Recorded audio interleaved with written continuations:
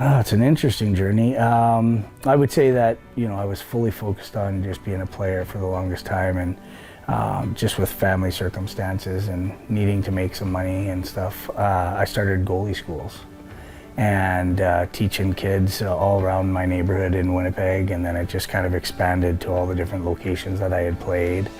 And then from there grew the passion of, you see a kid that you helped when he was 9 and he goes on to play juniors or get a scholarship and change his life. I've got some goalies that are still playing professional hockey over in Europe that I coached when they were 6 and 9 years old, and they send me pictures with their babies and their kids and playing, and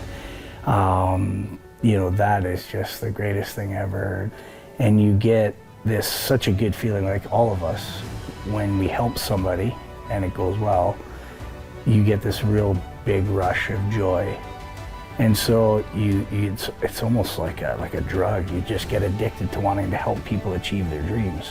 How would you describe the balance of your work of coaching tactical versus what's happening here? I've heard all kinds of things of 90% mental and all that kind of stuff. I don't know that I have a percentage on it. I think that percentage varies. I think when the goalies are rolling and they're playing, you stay out of the way, and it's more technical. I think if they're struggling with something, then it becomes more mental than technical at the moment. So I think it's in ebbs and flows. Obviously, we all know that it's not just sports in life, it's mostly mental, right? And how we look at things and how we frame things. A lot of times framing is the big thing, right? Like, you get in a negative mindset, you frame it in one way. You get in a positive mindset, you frame it in another way. And it's so, having the ability to always frame it in a positive outlook takes practice. Our minds are no different than any other muscle on our body. If we don't work at it every day, then you're gonna get weak at it, right? And so I try to work at it every day with the goalies, whether it's gratitude, whether it's, a positive way of looking at every situation, whether it's doing an act of kindness for somebody. Those little tiny exercises, whether it's even in practice, you're not allowed to say, well, I could have been better, because then it implies that you weren't good enough. And now that's a negative mindset, right? I've developed these things over years of, whether it's the Myers-Briggs or the DISC personality, to kind of understand a baseline of where they are and what kind of personality they are. Questionnaires, I always do a questionnaire every year, and just asking them where they're at and what their thoughts are and so on, so you get to know them a little bit more that way. We try to have a goalie dinner once every couple of months and go out for dinner, just the three of us. I text, all the time, whether it's a good book or a paragraph from a book or a chapter.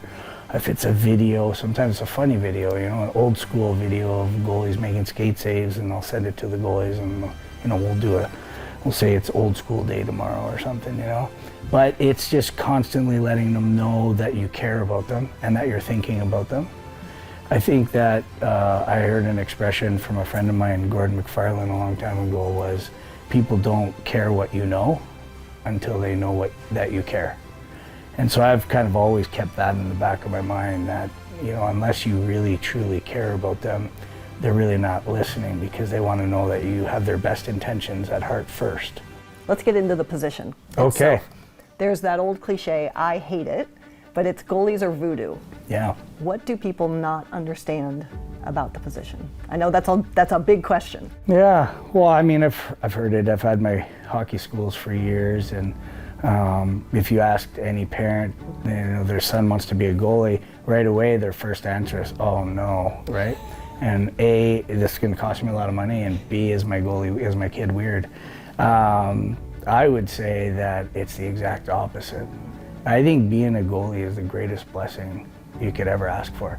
I think they're the smartest guys, they're the hardest working guys, it's misunderstood because not very many people do it. And it's a very introverted position, right? You're by yourself, you don't have anybody to talk to, you're constantly having to process things on your own. If you miss a pass and you get back to the bench, 20 guys on the bench understand exactly what you just went through because they've had it happen to them 100 times. As a goalie, you have nobody, A, you can't come to the bench, and B, not one single one of those guys is going to understand except the other goaltender. And when you're young, the other goaltender wants to steal your job. And so you really are on an island. And that's kind of where I come in, is you become their ability to talk to somebody and evaluate and flow through. I don't think goalies are weird at all. You're going in the room between periods, working with your goaltenders and almost serving as a translator, if you will, of maybe something needs to change in front of the goaltender or maybe the goaltender isn't seeing something. Walk us through that part of your job, because I don't, to your point, we see the coaches behind the bench. Yeah. We don't get to see you working with your players in game. Most of the time when I go in the dressing room, it's more to address the goalie and the players working together on the same page. Let's say puck touches. Puck touches are one where the D and the goalies have to be in sync. And maybe in this particular game, because of the forecheck, then we have to adjust the way we come back, right? So I might go in between periods and talk to the D and say, hey, let's adjust and let's do this. And then I have to go to the goaltender and say, hey, we're going to adjust and do this. Let's look for this out. Every once in a while, we'll talk something technically, but most of the time, I don't want the goalies thinking during the game. They have to be just reacting. How do you make practices beneficial for goaltenders? Well, I think that as a staff, we work on it a lot, right? I mean, the coaching staff is very, very good about being open and to suggestions and, hey, maybe we're doing too many rush, or maybe, we need to dial it back a little bit, because if our goalie's going east-west the whole practice, we're risking injury, right? Maybe that would be a conversation that we'd have. Or, hey, we're playing such and such team, they really like to do this play, can we adjust our drill to include that play? And then a lot of times my work comes before practice. So every day I get half an hour every day with the goalies, and that's when we really hammer on the technical side, the reads of the game, how we're gonna attack the team we're playing. And then the practice side is how the team's gonna attack our play, and the goalies are most of the time I want the goalies to just play in practice, right? And just stop pucks. Have fun stopping pucks.